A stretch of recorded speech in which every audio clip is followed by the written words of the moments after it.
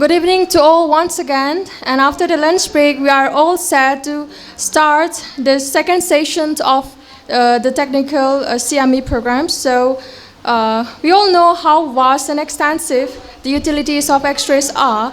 It has single-handedly changed the very nature of medical science.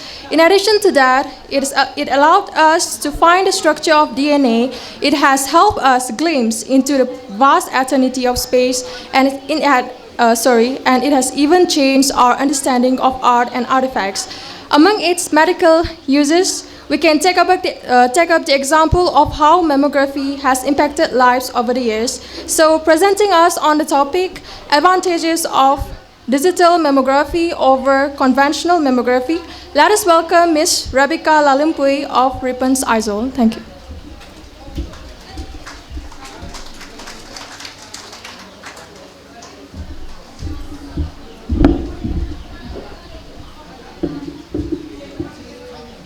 To know about mammography, the first and foremost what we have to know is the anatomy of the female breast. What is a female breast? A breast is the accessory organs of the female reproductive system, and it is also called mammary gland.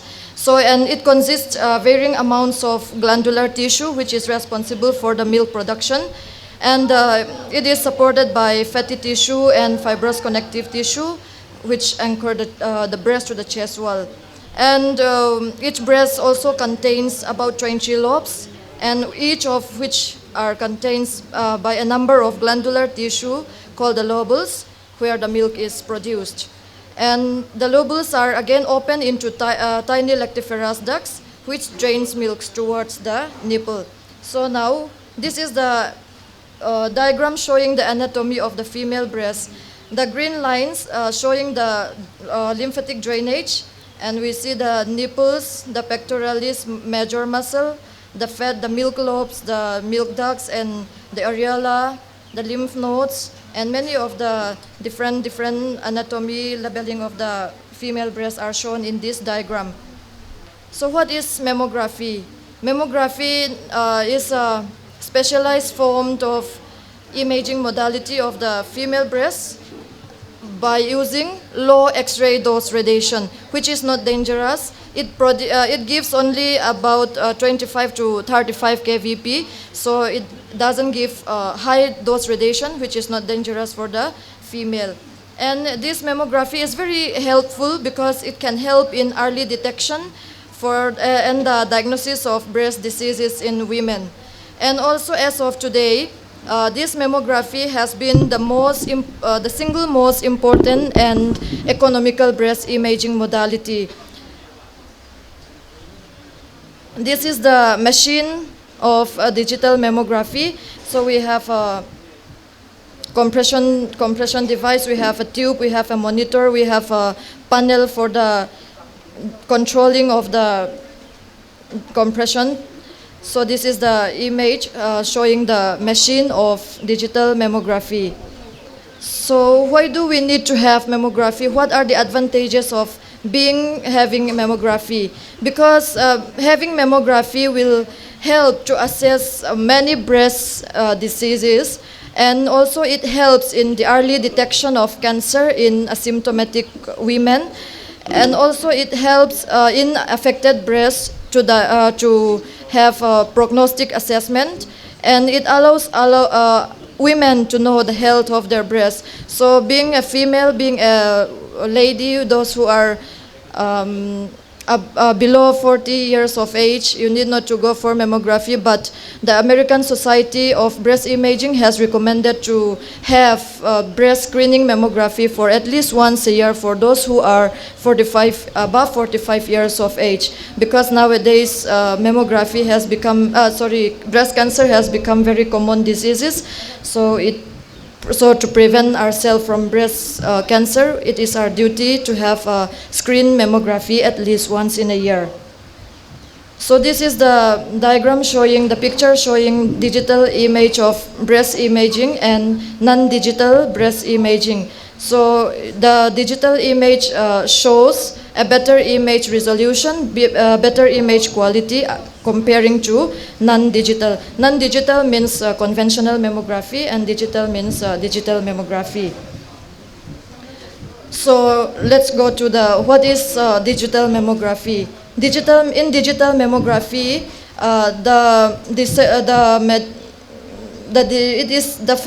it is a special form of mammography that the digital receptors and the computers are that convert the X-rays into mammographic pictures of the breast that helps to examine breast tissue for breast cancer. And it is one of the original goal of digital mammography that it reduce the amount of radiation lower than the conventional mammography. And in digital mammography, the electrical signal can be read on the computer screen, permitting more manipulation of images to allow radiologists to clearly view the results. So the viewing of the image and report writing of the image becomes much easier in digital mammography comparing to conventional mammography. So this is the breast imaging showing digital mammography. Advantages of digital mammography. So why do we use digital mammography? What are the advantages of digital mammography? In digital mammography, we don't need to develop the films in the dark room. We don't have to do the processing, which we used to do in the conventional mammography. Before, in the morning, in the pre-lunch, Sarpanir has clearly said that nowadays most of the imaging modality has changed into digitalized. So now mammography also have improvement, and it has been digitalized. So the film doesn't require the development of films, and we get the image. The image are immediately available, and it is fast, so we spend less time. The patients spend less time in uncomfortable conditions, and then the image can be easily stored and retrieved, and the transmission of images from one doctor to another is quick and easy. This is also what Sarpanir has said in the morning, that we can transfer the image from one place to another by using the PACS, which is picture archiving and communicating system. What is conventional mammography? Conventional mammography is the way most breast imaging are performed. It uses the X-ray to create image of the breast tissue on film. Typically, there we have two views. Two views are taken of each breast. More may be needed to the areas which are specially concerned. And in recent years, the advances have improved the procedure and reduced the radiation dose to low levels. But even with advances in X-ray mammography, there are still problems to distinguish malignant from benign tumors. I hope you all know the difference between malignant tumors and benign tumors. Do you know the difference between malignant and benign tumors?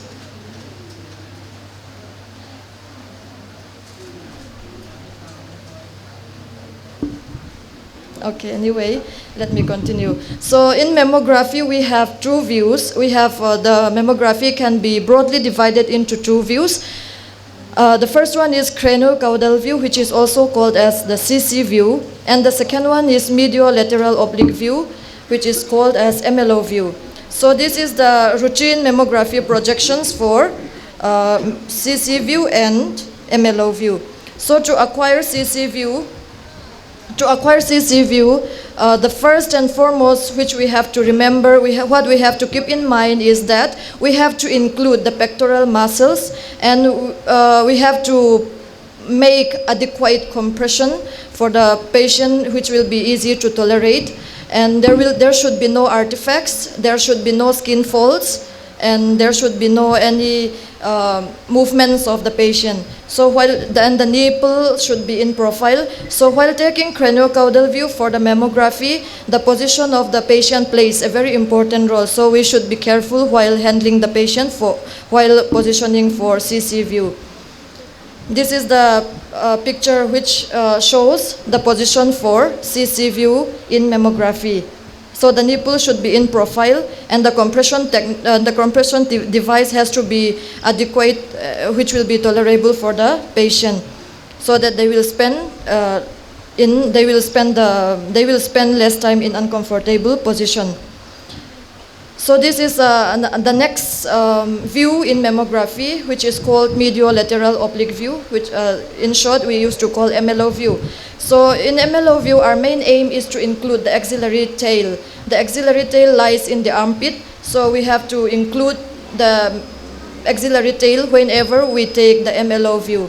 And there should be no skin folds, there should be no artifacts, there should be no movement of the patient. So we have to make sure that the positioning of the patients are well and fine enough. So this is the position showing the MLO view. The patient lies in the oblique view, and the shoulder should lie below the shoulder, so that there will be no shoulder view while taking MLO view. The advantages of digital mammography over conventional mammography are: number one, digital images can be easily stored and retrieved, and the images are easily available while we need to do the whole processing in conventional mammography. It does a better job in detecting cancer in dense breast than mammography that uses the film. It often takes more views of the breast than film mammography. It uses low radiation and lifetime exposure to X-rays than mammography. Digital images are viewed on a computer, and they can be lightened or darkened, and certain sections can be enlarged and looked at more easily. So these are the main advantages of digital mammography over conventional mammography, because the conventional mammography films cannot be stored and retrieved, and we spend more time comparing to digital mammography. So it uses low radiation comparing to conventional mammography. So nowadays we are all concentrated into digitalize. So mammography also has come to digitalize. So to conclude my talk, I would like to advise every woman who are above 45 years of age to have a screening mammography at least once in a year. So thank you so much.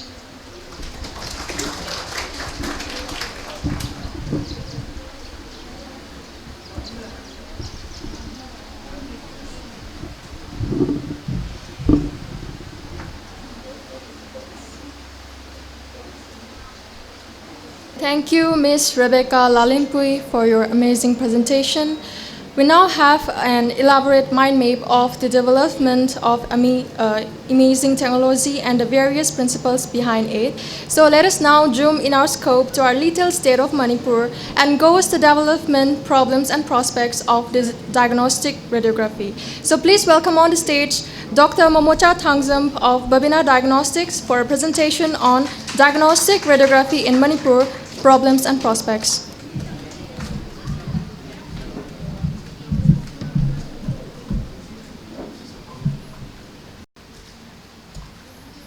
Good afternoon, everybody. I'm Dr. Momocha Thangjam, consultant radiologist, Babina Diagnostics. And I was given this topic, diagnostic radiography in Manipur, its problems and its prospects. Unfortunately, I got to know about this talk just 2 days back in the afternoon. And we had a loss in the family for which I had to shave my head, and there was hardly any time for the preparation. So I have made a very short preparation or PPT on this particular topic, but then I will be speaking a little on breast cancer as well, so as to give maximum justice to what I have come here for. So I'll start off with the diagnostic radiography, its problems and its prospects. Starting with imaging, it has been always a central role in the modern healthcare, more so now because every patient before the treatment needs to undergo any diagnostic tests, for which imaging is one of the most important one. And radiology, it is distinct medical specialty with unique technical challenges from its inception. So when we start with an inception, it started off in 1895 when Röntgen discovered the X-ray, which can be used for human purposes for the treatment as well. So from those days when those developing of images were made on glasses to now, which is more or less the digital world of DICOM, we have come a long way, or we should say radiology as such has come in a long way. Coming to the problems. Problems would be basically in two kinds. One will be of man and second of its own machine. So we all know the very fact that there is a chronic shortage of diagnostic workforce. When we say workforce, it includes both the radiologists and the technologists or the radiographers.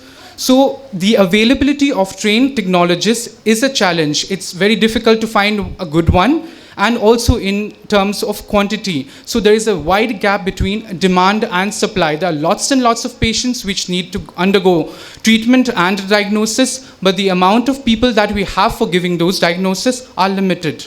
So even if a hospital or a diagnostic center, they have bought a machine and they want to use it, but then they don't have the required radiologists to see the images or to interpret it. So this is a fact that you have to see it, that India has less than 15,000 radiologists for more than 1.3 billion population. There is a huge gap in that. And coming to our own small state, we as radiologists are very less in number, less than 30. And the total population of Manipur is around 30 lakhs. So imagine one radiologist is treating or is seeing cases of around 1 lakh population. 1:1 lakh ratio, which is a huge case overload. And this has led to suboptimal or quality of reporting, and there is a huge delay in the reporting time. Because if you are going to treat 10,000 patients or more than that, there is going to be a time lag. You need to give more time to the patients, which is not possible. So this is one of the hugest or the biggest factor ever, that there is a lag of radiologists as well as radiographers.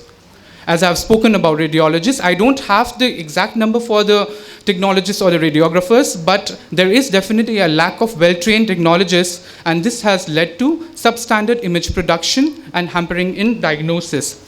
And also at times, when the technologists, they are not well-trained, they will be taking repeats. They'll be taking more number of X-ray. That would lead to exposure, and that leads to radiation hazard for the patient, not only for the staff. So I have talked about the man part of the problem. Coming to the machine part of the problem. Machine part, as we all know, apart from the city area where there are lots of big diagnostic centers coming up, the peripheries do not have proper machines. Either the machines are very old and outdated, or they are not functioning at all. So if you don't have a proper machine, the patient has to go long distance. They have to come from the villages up to the city to get such a basic X-ray test or anything related to that. So first of all, there is lack of machine. And if there is a machine also, it will be very outdated. Something which is, like 20 years old, 15 years old, not working properly. The images the machines produce will not be effective, will not be good for treatment. And then that creates a problem. And apart from the machine and the images, then if we don't have a proper reporting quality control, then the images will be interpreted in a wrong way, and that can lead to wrong diagnosis. Apart from the man and the machine, now comes the part of the staff.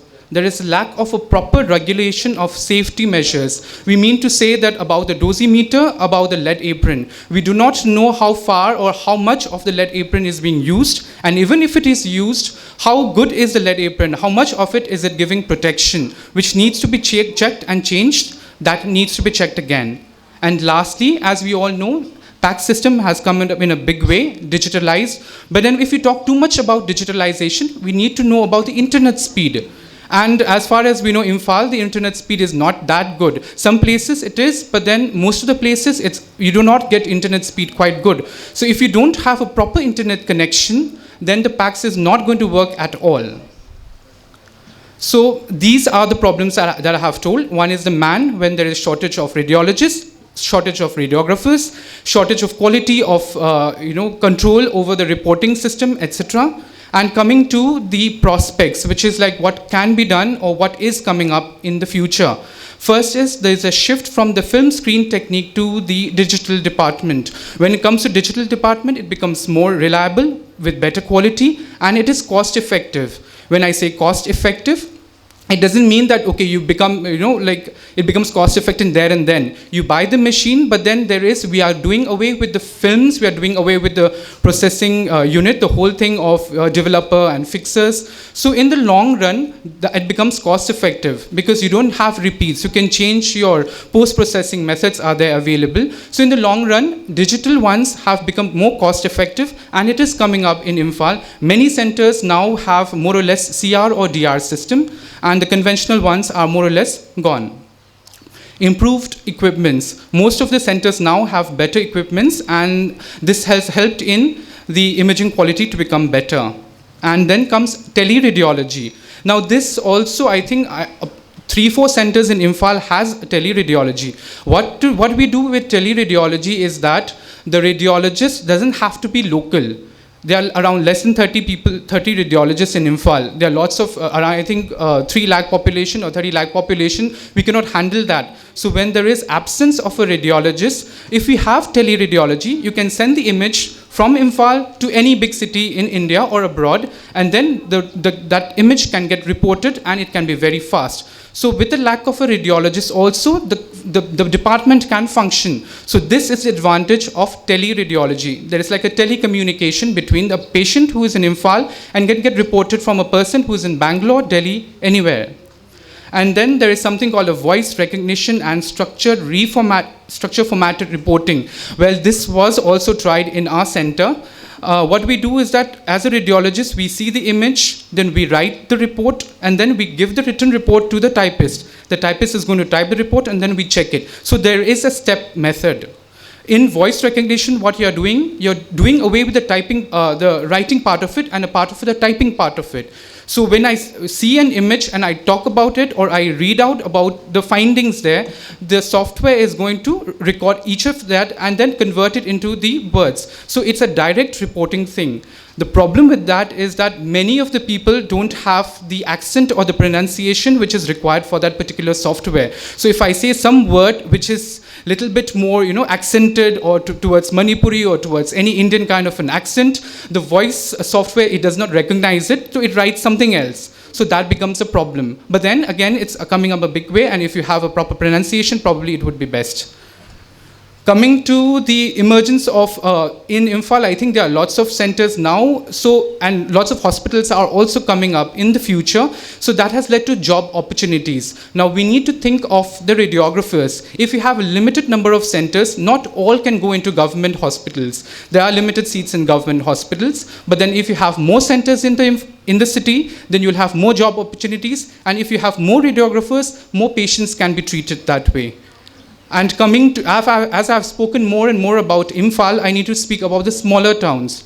Smaller towns in the peripheries, in the hill districts, we cannot expect teleradiology because the internet speed is not good. We cannot expect something very hi-fi. So if the machines which are there available, if they are of a proper standard and it can produce an optimum image quality, and then the reporting should be good, then there should be a development in that area. And if we increase the diagnostic workforce, which is the number of radiographers which are present, and they go to these peripheries and help in functioning of those machines, it's going to be helpful. As I have spoken about the problems and the prospects of both diagnostic radiography, I would like to remind my students here that certain words are certain acronyms. These are called acronyms, where there are short forms which are used. These are used in digital world. First is DICOM. It is used quite repeatedly, so you should be knowing what is the full form of a DICOM.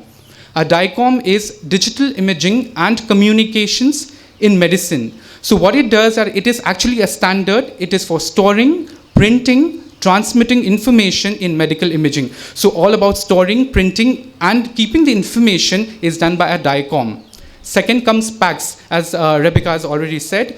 It's also called a Picture Archival and Communication System. What happens is that when you have a film screen, the older versions, we used to keep in stacks. Like in our older medical hospitals, we have files where the films are printed and kept in that. Problem with that is that there is no space, and there is problem in getting it destroyed. So what happens in PACS is that it is kept in an archive. It is kept in the computer where you can, like how you keep your photos and pictures, we keep it that way. So whenever we want a certain, like this patient, this particular test, it just comes up. So it's very convenient and it's for storage. And the last is RIS, which is Radiology Information System. So this should be used in hospitals where you are going to use PACS, etc.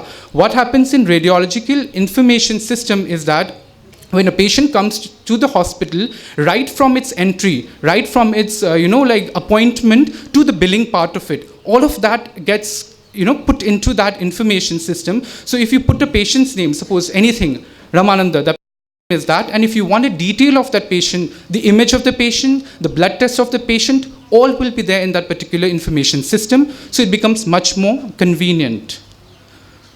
This is one part of the talk which I have prepared. This was done just today morning because I seriously didn't have any time in preparing it. Hope it was of much use to the people out here. And my second talk is little related to breast cancer. I will be speaking a short thing on this. This won't be in much detail, but then this was already prepared and I thought it would be of much use because Rebeca had already spoken of mammography.